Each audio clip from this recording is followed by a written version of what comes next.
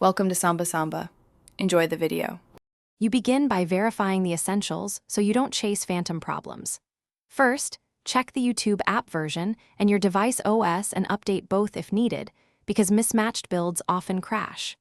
Once done, free at least 500 MB of storage and close memory-hungry background apps to eliminate resource conflicts.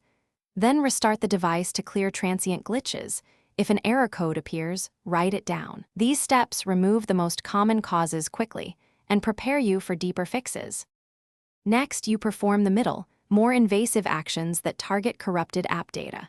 Start by clearing cache, and if crashes persist, clear app data but back up offline videos or playlists first because that action removes local files. Once cleared, uninstall YouTube, reboot your device to flush OS-level handles, and reinstall from the official store to ensure a clean copy. After reinstalling, sign back in and test playback while noting what triggers a crash, so you can isolate patterns or faulty. Finally, you finish with advanced diagnostics and a clear recovery path.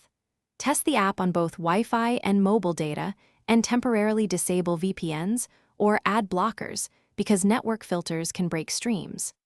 Make sure device firmware and relevant drivers are up to date, then review system logs or crash reports for consistent error signatures.